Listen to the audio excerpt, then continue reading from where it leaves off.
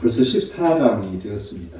한 장에 한 번 나오면 좋은데 너무 분량이 많아서 한 장 반반 이렇게 나눠서 해도 빡빡한 그런 시간입니다. 그래서 제5장은 두루마리와 어린 양이라고 제목을 붙일 수 있고요. 1절부터 14절까지입니다. 그 중에 오늘은 1절부터 7절까지 우리가 보도록 하겠습니다.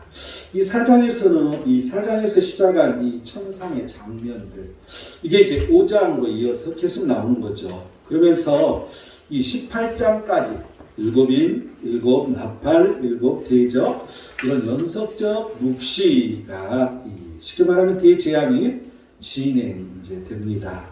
그래서 이 4장과 5장은 이 18장까지 진행되는 이 묵시의 주체들이 등장하게 됩니다. 그래서 상당히 이제 중요한 어떤 것은 중요하다고 보여지죠. 또한 2장과 3장이 7교회의 환상이었죠. 그래서 지상교회를 보여주고 있다면 4장과 5장은 천상교회의 모습을, 천상교회의 경배의 모습을 보여주고 있습니다. 이 4장은 천상의 창조주 하나님에 대한 경배를 나타냈다면 이제 5장은 예수 그리스도 그분의 어린 양에 대한 경배의 모습이 등장하게 됩니다. 그래서 이제 이 어린 양을 통해서 이 대재앙의 그런 환상을 볼 수 있는 그런 순간으로 넘어가는 거죠. 예수 그리스도께서 이 창조주 하나님과 동일하게 경배받으시기에 합당한 그런 분이라는 거죠. 그래서 창조 이전부터 지금까지 또한 미래의 모든 일을 주관하실 분이라는 것을 시사해 주고 있습니다.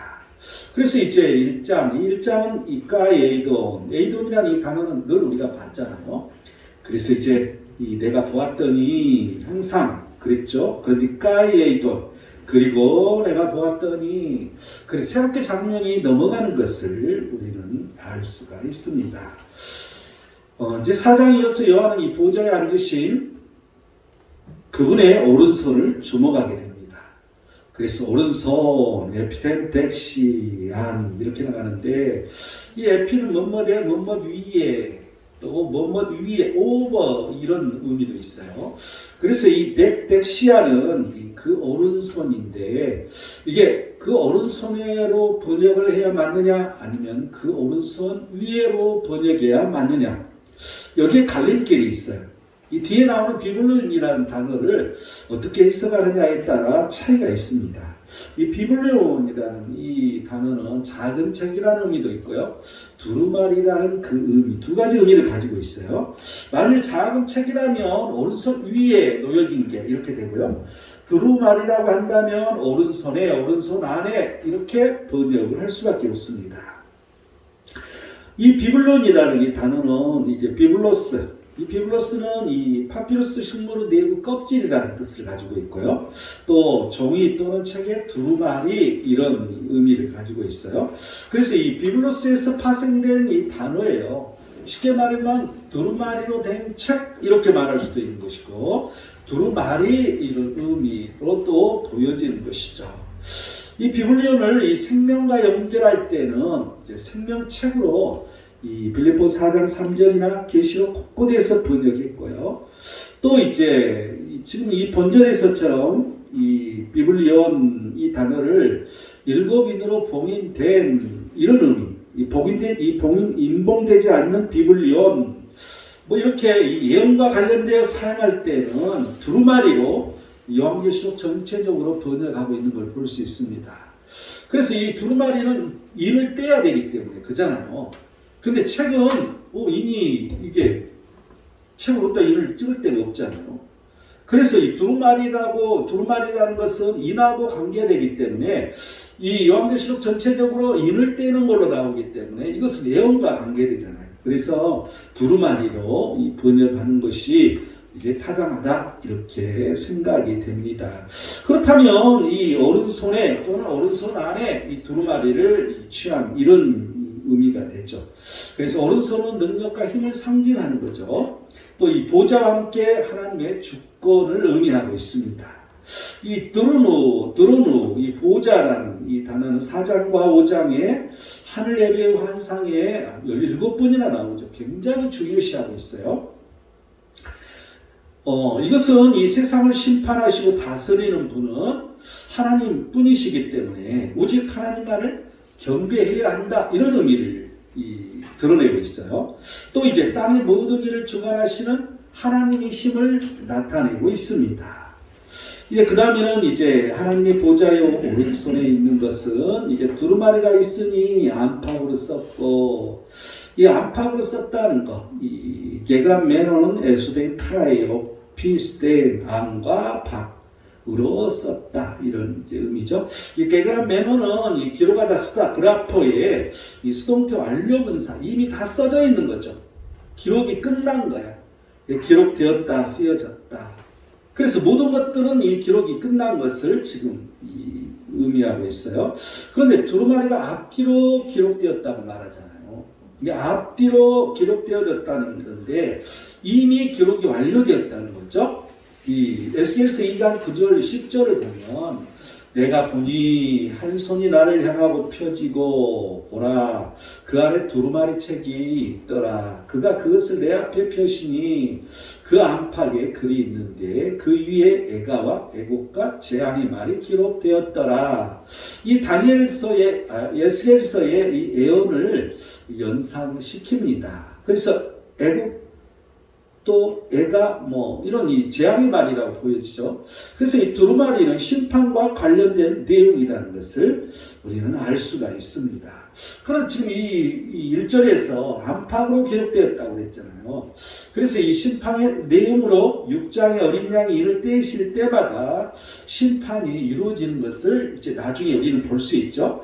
그래서 이제 안팎으로 썼다는 것은 이미 다 안팎으로 다 써졌기 때문에 더하거나 뺄 수가 없는 완성됐다는 그런 의미를 여기서 내포하고 있습니다. 이 두루마리는 7인으로 봉하였더라. 이 봉하였더라는 이 카데스프라기스의 논인데 이건 인봉하다. 이 카타스프라키조라는 이 단어의 수동태 완료 분사예요. 그래서 완료됐지만 계속된 걸 말하고 있죠. 계속되어서 완료된 걸 말하고 있죠. 그래서 봉인되었다 이렇게 우리는 번역할 수 있죠. 이건 이제 다니엘서 12장 4절을 보면 다니엘아 마지막 때까지 이 말을 간수하고 이 글을 봉함하라. 이 봉임이라는 이 단어는 이 다니엘서에서부터 시작되는 것을 알 수 있고 이 말씀과 의미가 같다는 걸 알 수가 있어요. 또 다니엘서 8장 17, 19, 26절을 보면 이 하나님께서 진노하실 때가 마친 후에 될 일, 또 이 정한 때의 끝의 일, 이걸 우리는 느낄 수가 있는데 이 하나님께서 다니엘에게 말씀하신 구절들과 연관시켜 보면 오늘 이 본장은 이 구약 시대의 예언의 성취를 보여주고 있으며 새 시대를 여는 환상의 시작이라는 걸 알 수가 있어요. 그래서 이게 심판이냐 아니면 구원이냐 이렇게 말할 수 있는 거지만 이제 이 뒤에 이렇게 우리가 설명을 이제 나올 거예요. 그래서 이제 이 하나님께서 다니엘에게 이렇게 말씀을 하시죠. 다니엘아 갈지어다 이 말은 마지막 때까지 간수하고 봉함할 것이니라. 마지막 때까지 이건 뗄 수가 없다는 것은 봉해졌다는 것이죠. 그래서 지금 이제 이 마지막 그때의 환상을 보고 있는 거기 때문에 그 순간 지금 이걸 떼는 이 순간이 온 것이죠. 그래서 예수 그리스도의 십자가 부활 이후의 사역에 이제 성취되기 시작했다는 것을 의미해주고 있습니다. 이 예수 그리스도는 내가 율법이나 선지자를 폐하려 온 줄로 생각하지 말라고 그랬죠. 이 폐하려 온 것이 아니라 완전하게 하려 함이라고 그랬잖아요. 이 말은 이 구약 예언을 이 성취하는 것뿐만 아니라 완성하러 왔다는 이런 의미를 우리는 볼 수 있잖아요. 그래서 이사야서 61장 1절 2절에 보면 주의 은혜의 해 이런 말씀이 나오는데 이건 이제 이 누가복음 4장 21절에 이 글이 오늘 너희 귀에 응하였느니라. 이러한 것들을 이 종합적으로 볼 때 이 마지막 때에 하나님의 심판에 대한 예언의 시작을 지금 말해주고 있고요. 또한 하나님의 구원 계획의 시작을 알려주고 있다. 이렇게 우리는 의미를 살펴볼 수가 있을 것입니다. 이제 이 봉인을 인으로 봉인되었다고 그랬죠. 이 헤타, 일곱이라는 수는 완전수예요. 그 신적 하나님의 이런 완전함을 상징하는 거죠. 또 이 스프라기시는 인인데, 이 스프라기스, 이 인, 보장, 봉인, 뭐 이런 뜻을 가지고 있죠. 이 단어의 이 복수형이에요. 그래서 이제 일곱과 인은 계시의 완전성과 비밀성을 시사하고 있다. 이렇게 보여집니다. 그래서 일곱인이라는 게 이 계시의 의미와 아주 안전하고 비밀스럽다. 뭐 이렇게 우리는 볼 수 있죠. 이제 2절 들어가서 또 보면 힘있는 천사가 큰 음성으로 외치기를 누가 그 두루마리를 펴며 그 인을 떼기에 합당하냐 하나. 여기서 직역에 보면 그리고 내가 큰 음성으로 전하고 있는 강한 천사를 보았다. 누가 그 두루마리를 열기에 그리고 그것의 봉인들을 풀기에 합당하냐. 이렇게 직역할 수가 있어요. 여기서 힘있는 천사가 큰 음성으로 외치기를 여기서 이제 이 힘있는 이 이스퀴론이라는 단어인데 이 단어는 이제 강력한 힘있는 이런 의미의 이스퀴로스의 목적적 형용사로 쓰여지고 있죠. 그래서 이 살아있는 존재에 대한 육체적, 정신적, 영적 힘을 가리키고 있고요. 이 앙겔로는 이제 앙겔로스, 이 천사 이 단어이죠. 그래서 이 힘있는 천사는 서열상 아주 높은 위치의 천사를 의미한다고 보여집니다. 이 요한계시록 전체에 있어서 이 힘있는 천사는 힘센 천사 뭐 이렇게 번역돼서 세 번 사용하고 있는 것을 볼 수 있습니다. 그래서 이제 그 큰 음성으로 외치는데 외치기를 캐로손타, 이 캐로손타는 캐로스 전하다 전파하다의 능동태 현재 분사예요. 그리고 이제 큰 음성이라는 이 단어와 연결돼서 큰 소리로 전하고 있는 이런 의미를 가지고 있죠. 그래서 이제 힘센 천사자, 이 계시록 10장 1절부터 3절을 보면 힘센 천사가 이렇게 말하고 있어요. 사자가 부르짖는 것 같이 큰 소리로 외치니 이렇게 이제 계시록 10장이 나오죠. 또 계시록 18장 21절 보면 힘센 천사가 큰 맷돌 같은 돌을 들어 바다에 던져 이르되 이렇게 말하고 있죠.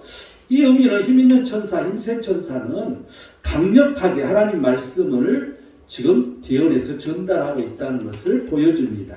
그래서 이 힘센 천사는 그냥 대충 희미하게 말하는 게 아니라 아주 파워 있게 전달을 해주는 그런 장면을 보여주고 있습니다.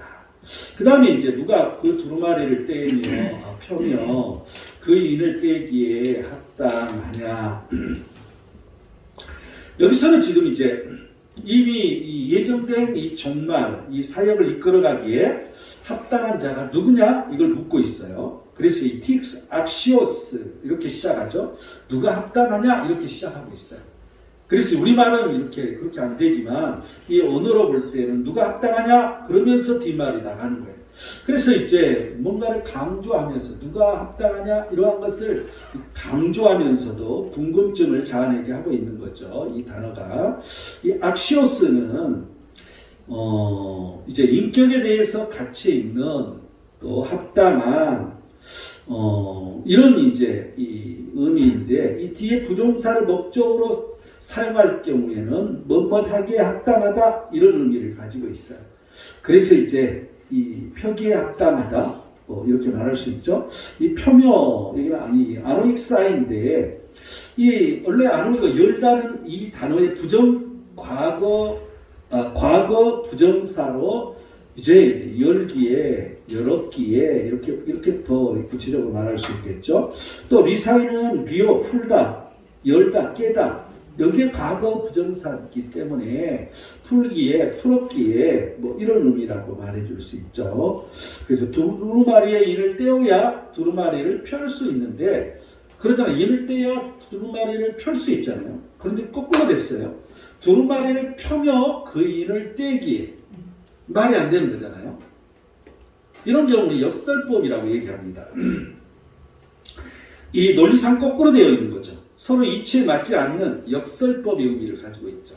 이게 이 성경이 틀린 게 아니라 역설법, 이 언어 표현을 써서 사람들에게 더 강하게 강조하고 있는 것을 볼 수 있습니다. 강조할 때 이런 역설법을 사용하는 걸 알 수가 있어요. 자, 이제 3절 들어가서 하늘 위에나 땅 위에나 땅 아래에 능히 그 두루마리를 펴거나 보거나 할 자가 없더라. 이걸 직역해 보면 그런데 하늘에서도 땅 위에서도 땅의 아래에도 아무도 그 두루마리를 열 수 없었다. 그것을 볼 자조차도 없었다. 이렇게 직역을 할 수가 있습니다. 이 할 수 없더라. 이 우데이스 에디나토 이렇게 시작을 해요. 그래서 할 자가 없다는 걸 강조해 주는 거죠. 그래서 아무도 없음을 지금 강조해 주고 있는데 이 우데이스는 부정어잖아요. 아무도 아닌, 하나도 아닌 이런 뜻이에요. 디나마이는 할 수 있다, 능력이 있다 이 단어인데 이 미완료형으로 에디나토 이 단어를 썼어요.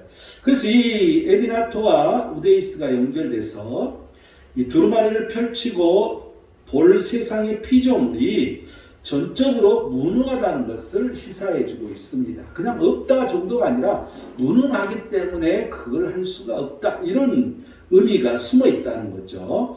이 하늘 위에나 땅 아래에 여기서 이제 하늘에 있는 자들과 땅에 있는 자들과 땅 아래에 있는 자들로 모든 무릎을 예수님의 이름에 꿇게 하신다는 게 빌립보서 2장 10절에 나와요. 또 이제 출애굽기 20장 4절을 보면 너를 위하여 새긴 우상을 만들지 말고 또 위로 하늘에 있는 것이나 아래로 땅에 있는 것이나 땅 아래 물속에 있는 것에 어떤 형상도 만들지 말며 이 두 말씀에서 이제 기인해서 이 말을 쓰고 있는 걸 알 수 있어요. 지금 이제 무슨 말이냐면 이 요한이 이 환상을 보잖아요. 그런데 자기 언어로 쓴 거죠. 자기 언어는 뭐예요? 성경의 언어. 거의 다 구약 성경의 언어죠. 머리에 박혀있는 게 구약 성경으로 있게 돼 있어요. 본 것을 쓰는데 자기 문화로 쓰는 것이니까.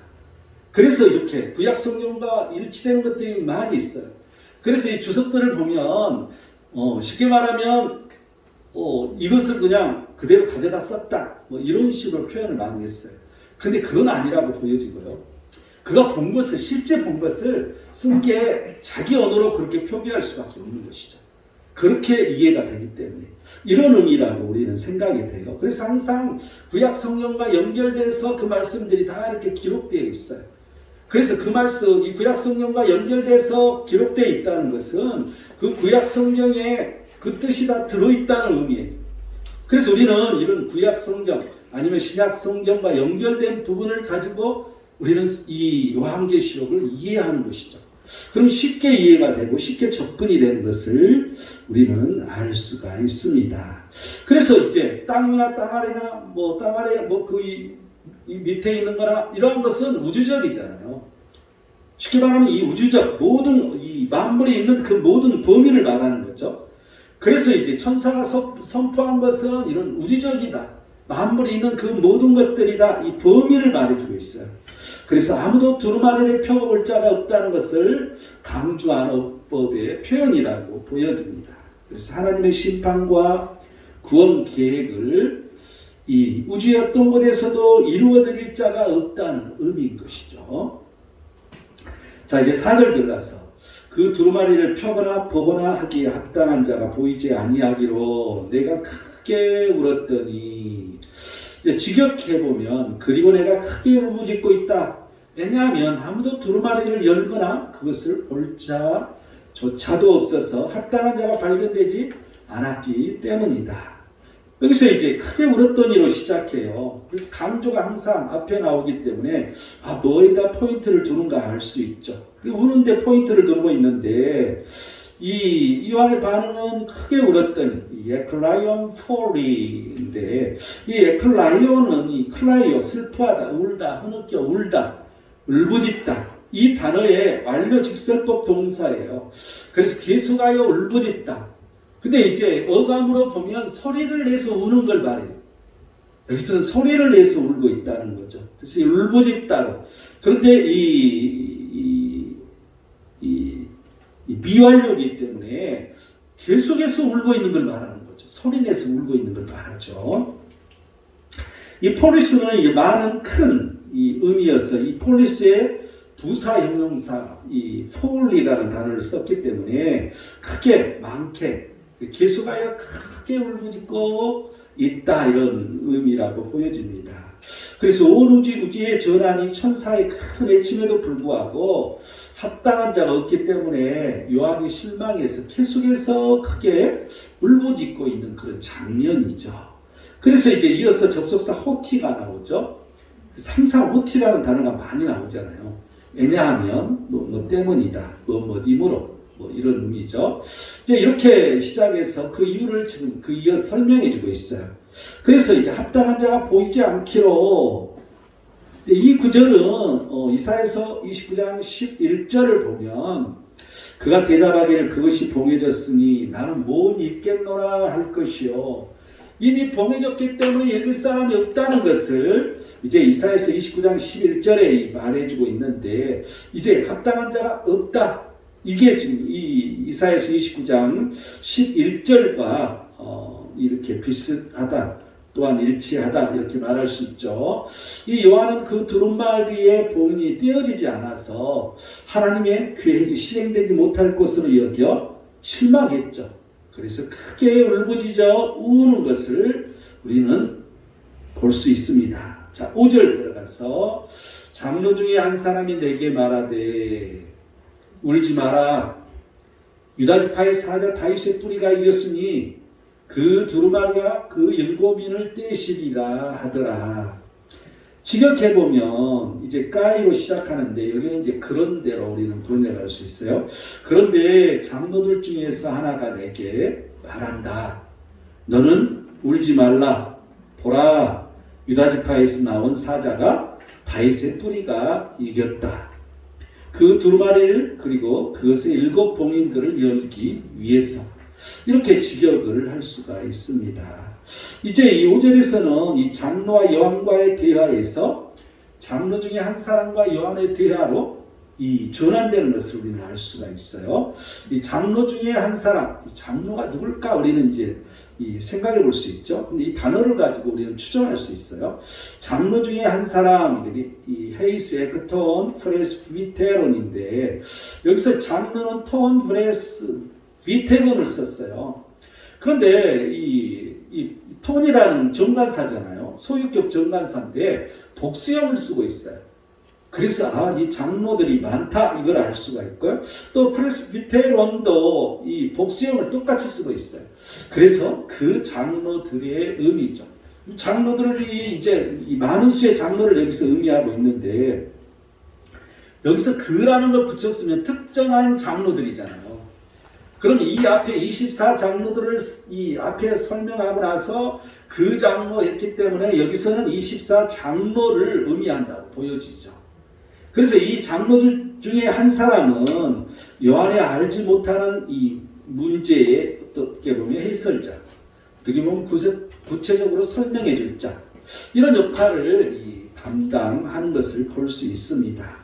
요한계시록 7장 13절에서도 요한에게 또 이제 응답에서 이 흰옷 입은 자들이 누구며 또 어디서 왔느냐 이렇게 질문하면서 장로 중에 한 사람이 말을 요한과 대화를 한 것을 똑같은 장면을 볼 수 있어요.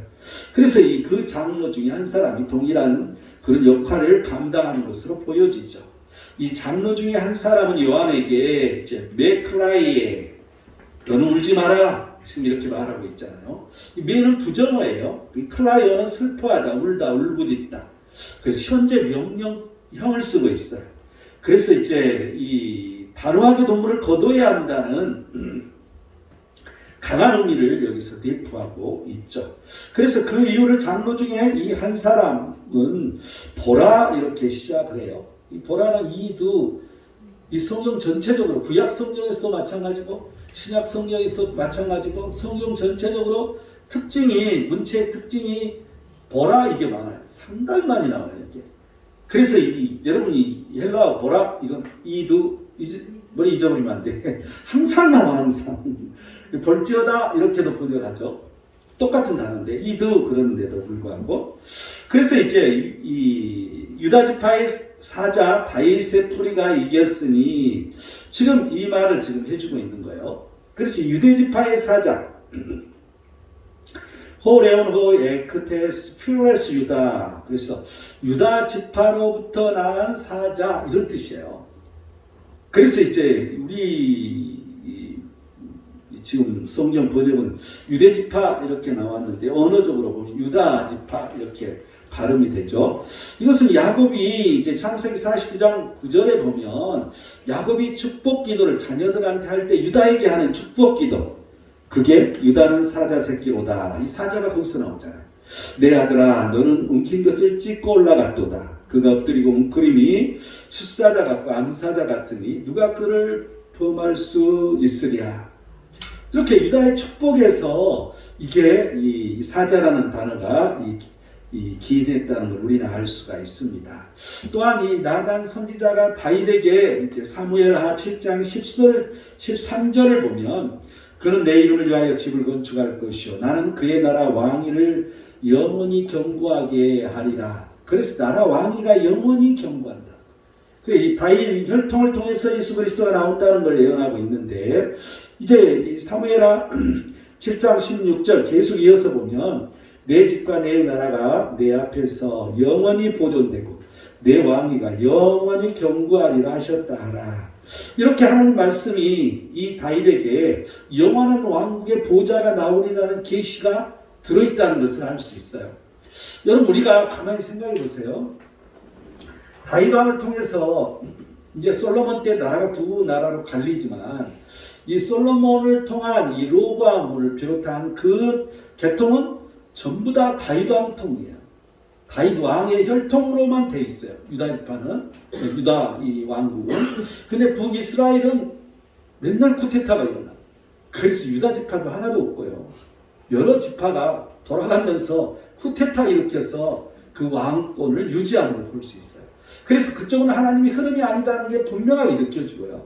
이 유대 지파를 통해서 유다 지파를 통해서 그 왕권이 계속적으로 그 예언한 대로 이루어진다는 걸 알 수가 있어요. 그런데 언제 끊어졌어요? 이제 이 나라가 망하고 유다 지파가 망하죠. 그런데 거기서 끊어진 게 아니라 수르바벨 다시 총독으로 돌아오는 사람 있잖아요. 거기서 끊어진 그 사람까지예요.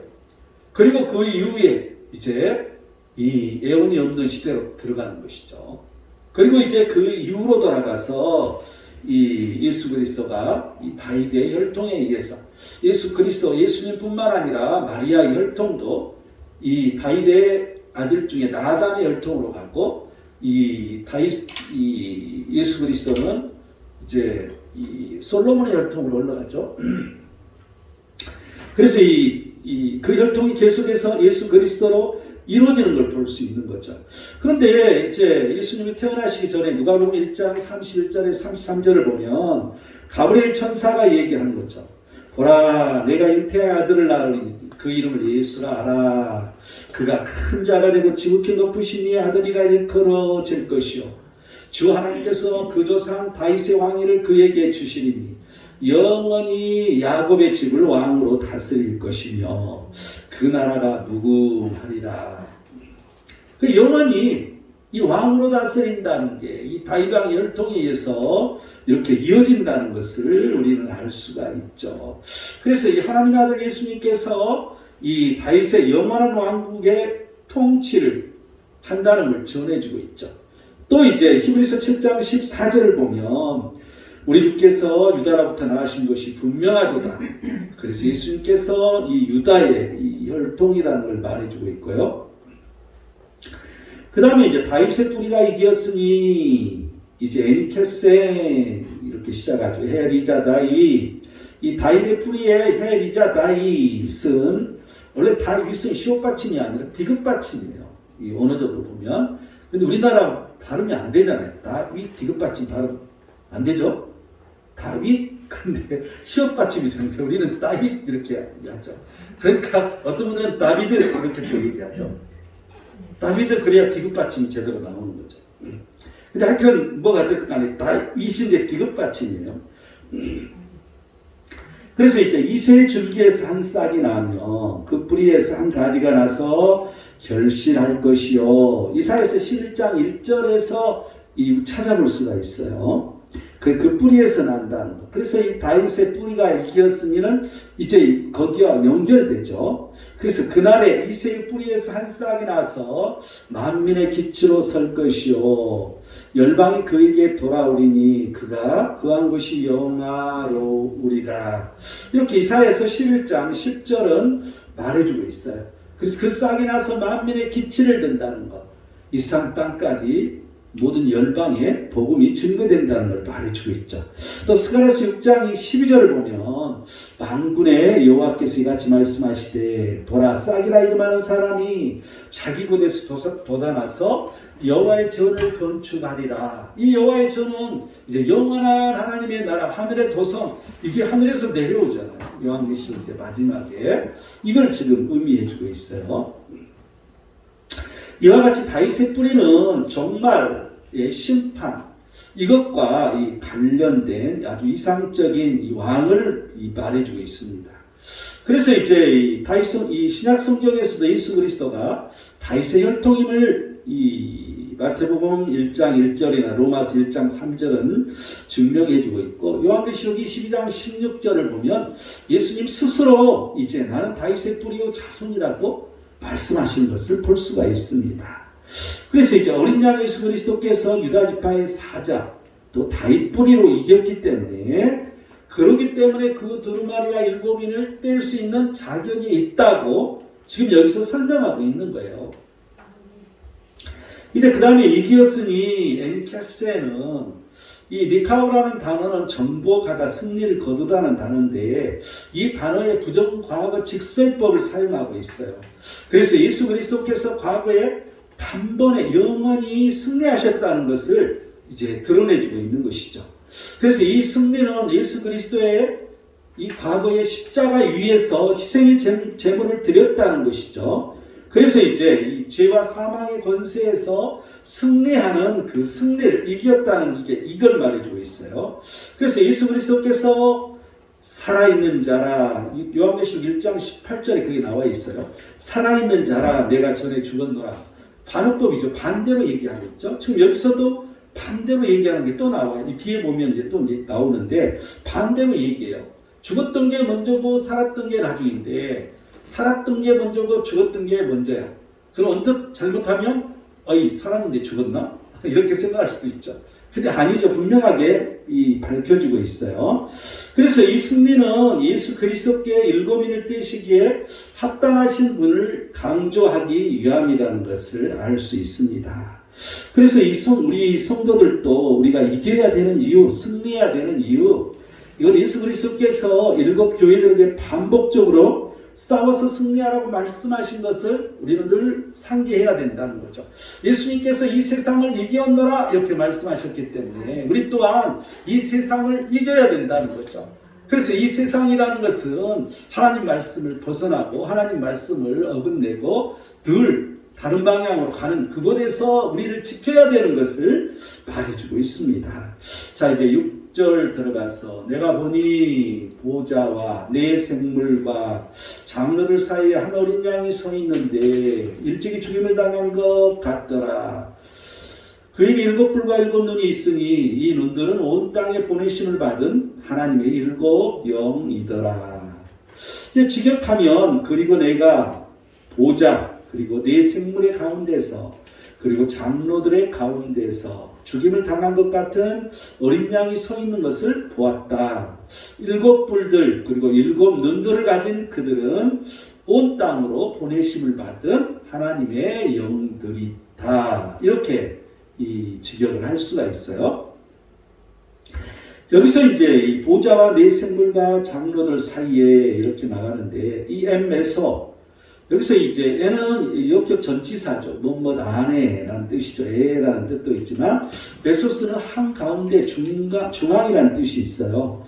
그래서 이제 이 한가운데 지금 이 말이에요. 보좌와 내 생물과 장로들 한가운데라는 뜻이야. 이게 원래 이 언어적으로 보면 이 어린 양이 보좌의 중앙에 있고 내 생물들은 중앙에 있다는 의미죠. 그래서 어린 양이 보좌와 관계가 깊다는 의미고요. 가운데 있다는 것은 또 중보자로서 한가운데 계신다는 이런 의미를 가지고 있어요.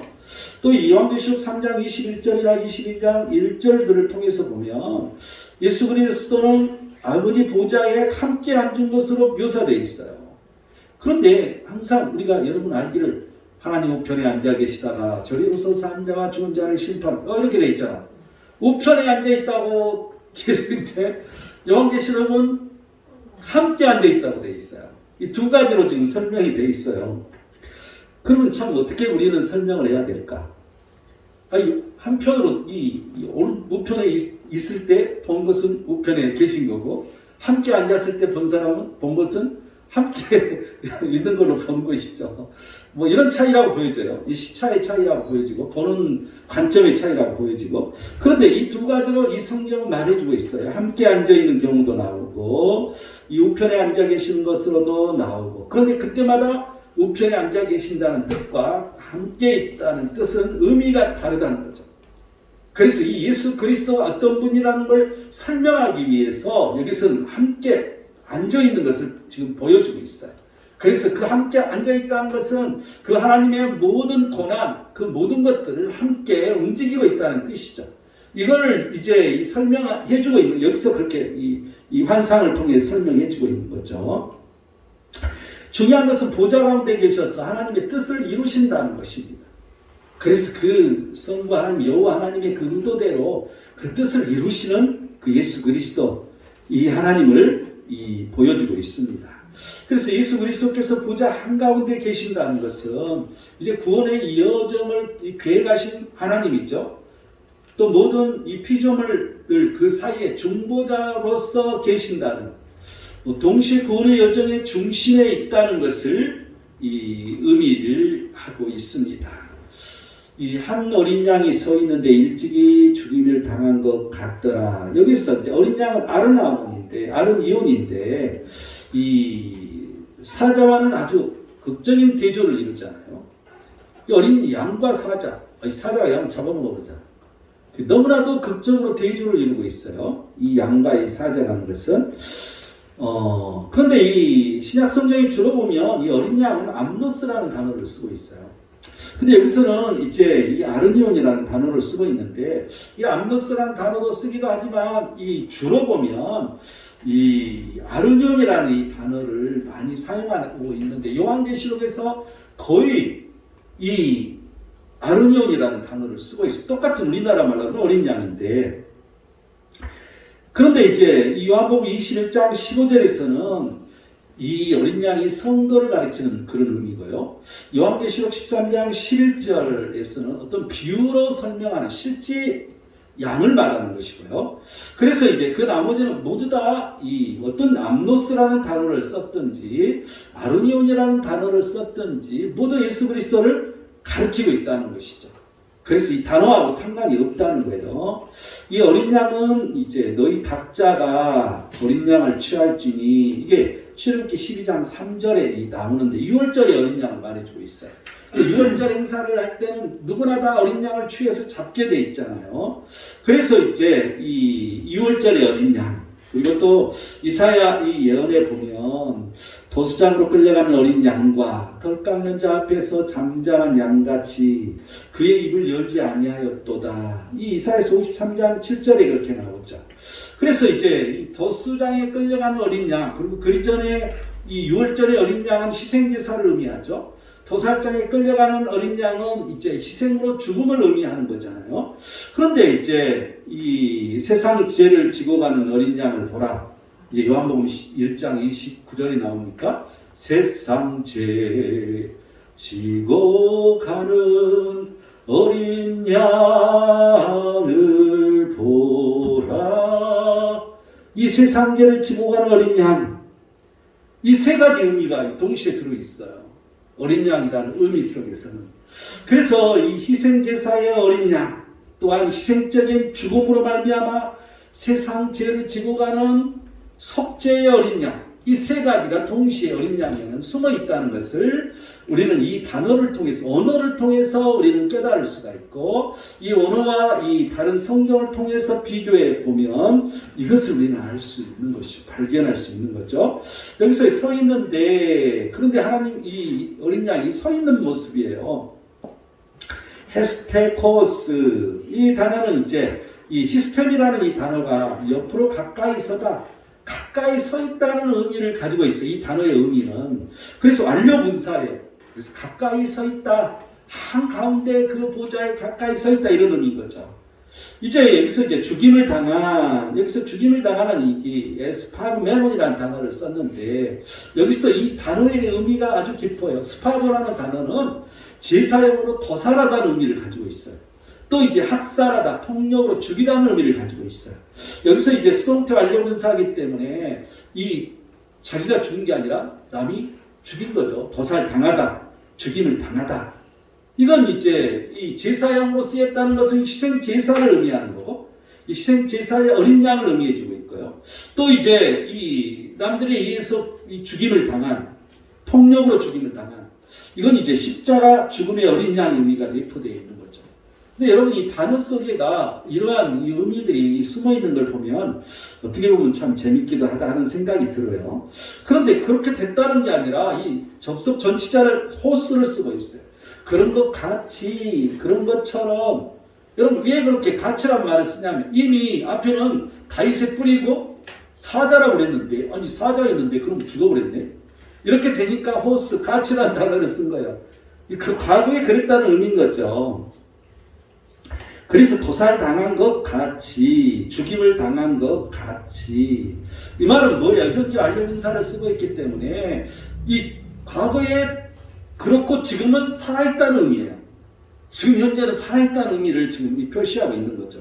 그래서 이 언어의 이 유희, 이 나름대로 이 언어를 쓰는 이 방법이 이 헬라어에서 보면 상당히 뛰어나다, 이런 생각이 들고, 굉장히 문법적으로 재미있는 부분들이 많이 들어있다, 이런 생각이 듭니다.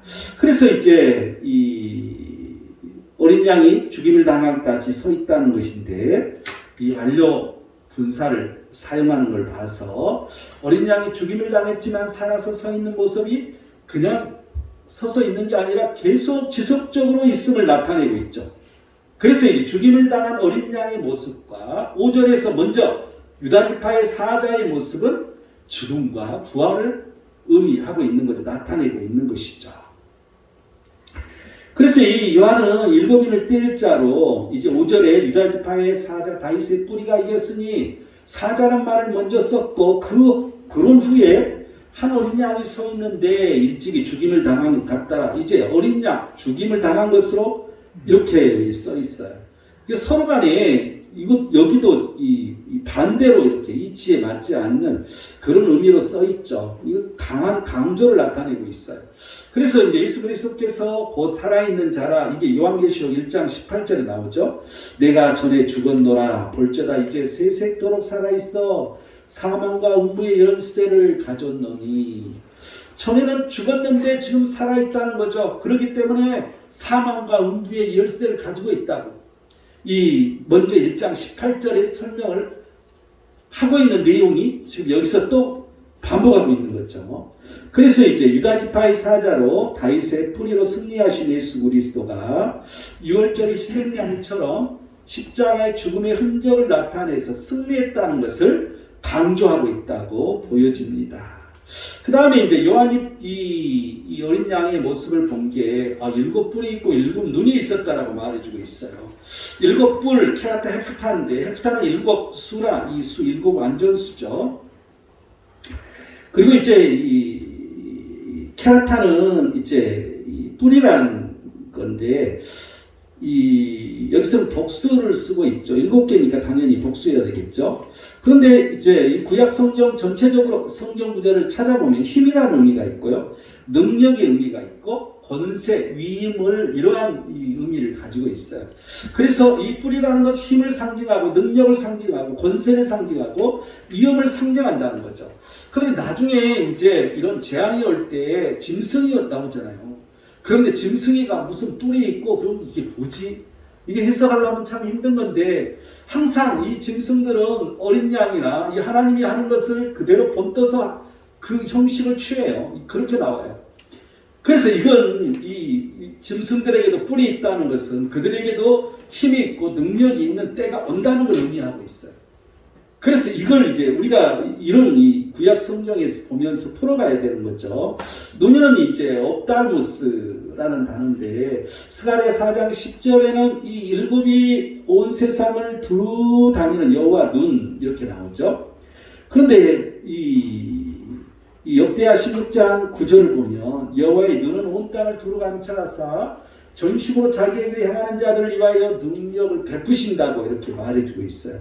그런데 이 스가랴 3장 9절을 보면 여호와 앞에 세운 돌을 보라 한 돌에 일곱 눈이 있느니라. 그래서 이 일곱 눈이라는 것은 이 구약 성경에서 이미 나와 있는 이 단어를 여기서 사용하고 있는 것을 볼 수가 있습니다. 그래서 이제 이 인원들은 온 땅에 보내심을 받은 하나님의 일곱 영이더라. 이 요한은 일곱 년을 일곱 영으로 지금 본 것이죠. 이 일곱 영은 뭘 가리켜요? 여호와의 영, 또 예수 그리스도의 영, 이 성령을 가리키는 거죠.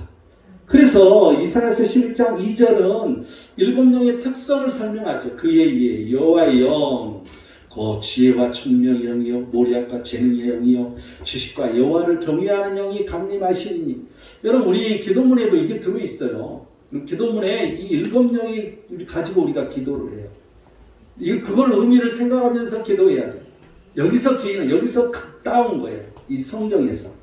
항상 여러분 우리 기도문이 전부 다 성경으로 되어 있기 때문에 성경 어디서 가져왔는지 잘 봐야 돼요. 전부 성경에서 뽑아온 거예요. 예수 그리스도는 이런 성령의 특성을 가지고 하나님의 뜻을 성취하신다는 사실을 묘사하고 있습니다. 이제 오늘은 이제 7절까지 해야 되는데 그 어린 양이 나와서 보좌에 앉으신 이의 오른손에서 두루마리를 취하시니라. 드디어 이제 보좌에 앉으신 이의 오른손에서 두루마리를 취하시는 장면. 어떤 학자들은 어린 양의 서임이다, 등극식이다, 여러 가지로 표현합니다 이걸. 그런데 우리가 볼 때는 그냥 있었던 일을 계획된 일 그대로 그냥 하시는 걸로 보여져요. 이 적용하면 그리고 그가 나왔다. 그리고 그가 보좌에 앉으시니에 오른, 손이라는 말이 없어요. 오른으로부터 취했다. 이렇게 우편으로부터, 편이라고 말해야 되겠죠. 이 취했다. 이렇게 직역할 수 있겠어요. 여기서 이제 엘멘이라는 단어는 이 에르코마이, 이 오다, 이 단어의 부정가하고 직설법으로 누군가에게 오다 이런 의미를 가지고 있어요. 그래서 다니엘 환상 중에 인자 같은 이가 하늘 구름을 타고 와서 옛적부터 항상 계신 이에게 나아가 그 앞으로 인도되며, 우리 한국말로 보면 나아가가 지금 여기하고 비슷한 걸로 보여져요. 그런데 이 언어적으로 보면 구름을 타고 와서, 이 와서가 더 우리 지금 여기 요한계시록 여기하고 이 단어가 비슷해요. 이 나아가라는 이 단어, 이게 이제 이 아람어로 메타를 쓰고 있어요. 오다.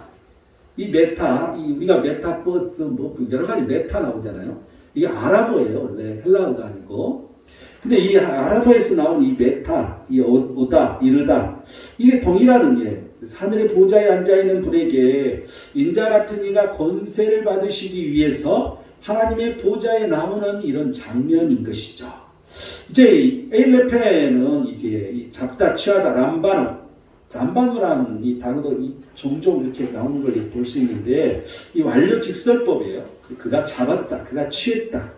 그래서 예수 그리스도께서 보좌에 앉으시니 오른손에서 두루마리를 취했다는 이런 의미인 것이죠.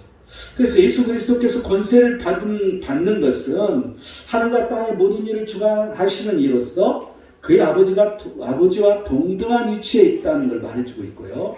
또 예수님께서 하나님의 구원 계획을 수행하고 있음을 의미하고 있어요. 이미 수행하고 있다는 의미라는 거죠. 또 뿐만 아니라 하나님 나라의 종말론적인 도래가 이미 하늘 보좌에서부터 실현되고 있는 것을 볼 수 있어요. 그래서 이 의미는 굉장히 중요한 거죠. 그래서 예수 그리스도께서 이제 우리가 이 사도신경 뭐 이렇게 하는 것처럼 거기에 나오는 것처럼 이제 이 하늘에 이 부활 승천하셔서 그 하늘에 올라가 하나님 우편에 앉아 계셔서 성령을 이미 보내셨잖아요. 그리고 또한 이 심판에 이미 그 일을 가지고 계신 그 두루마리를 가지고 계신 그 장면, 이걸 우리는 볼 수가 있습니다. 자, 오늘은 여기까지 하도록 하겠습니다.